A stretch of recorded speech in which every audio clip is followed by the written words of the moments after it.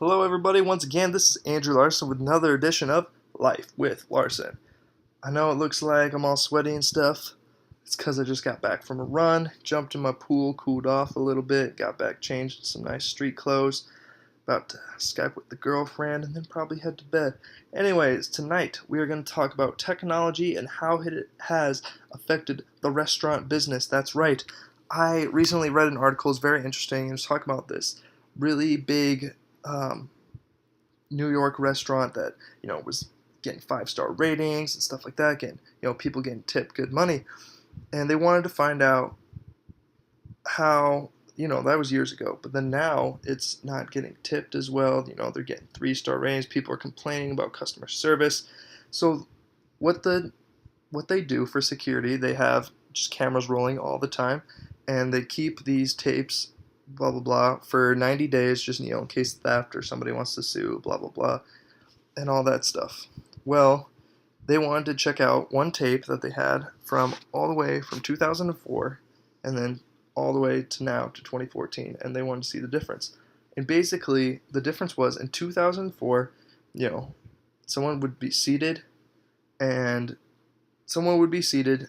They wouldn't complain about where their seat was. They sit down, their server would come right with them. Appetizers be out in about 6 minutes, dinner be out, blah blah blah, have a good conversation, all that stuff. People would be in and out in about hour and a half on average. Nowadays, people come to the restaurant, the host tries to sit them in a seat.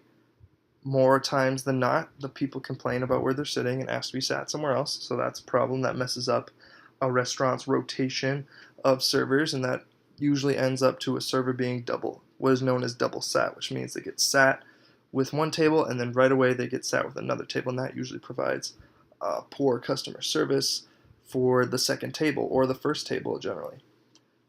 So that happens. Nowadays also, people are on their phones 24/7, so also more often people are looking down on their phones walking and they run into other customers. That doesn't provide a good atmosphere for a restaurant. Also, they'd get there onto they'd sit down, the server would come up 9 times out of 10 or something, a ridiculous number. People would ask the server to help them with their phones because they wanted to connect to the system's Wi-Fi. That takes about 5 to 10 minutes in itself, deviating that server all from their other tables in their section, which also provides poor customer service. With all this going on, most of the time the people haven't even opened their menus yet, so when the server gets there and asks them, hey, would you like something to drink? Most of the time they don't know what to drink, so that takes another 5 minutes so they can decide what to drink.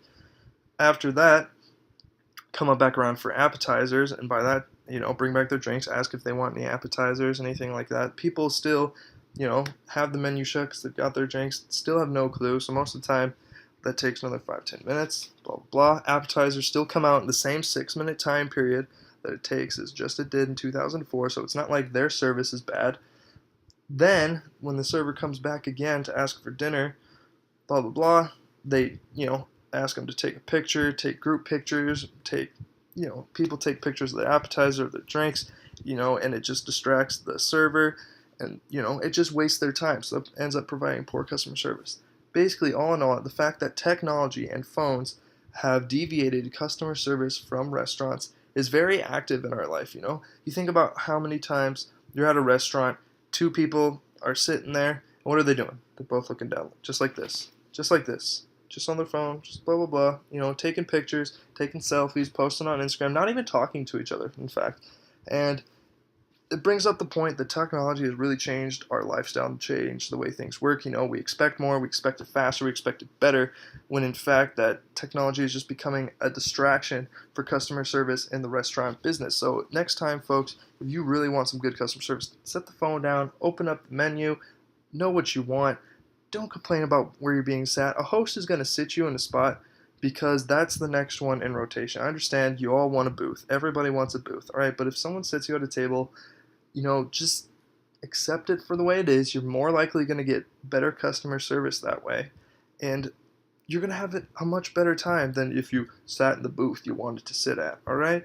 I understand if you're a regular at a restaurant, they know you and they know you like to sit at this certain spot, then yeah, they're going to treat you that way. They're going to give you that booth and they're going to give you, the best customer service possible because you're a regular goer. Anyways, next time that you go to a restaurant, I want you to try something, and I guarantee you, it's gonna change the way you go to restaurants and the way you eat your food. I want you to take all your phones, every single one at the table, and I want you to put them right in the middle, right in the middle, face down, blah blah blah, and the first person to reach and grab their phone has to pay the check for all of you. That's the challenge. The challenge is, can you guys go an hour, hour and a half without even touching your phones, without even looking at your phone to see what time it is, to check, oh, I just want to see if anybody texts me. No, I want you to sit down and I want you to have a face-to-face conversation, because we have lost that in life. Anyways, hope that gets your head thinking about the restaurant business and technology. As always, this is sincerely Mr. Andrew Larsen.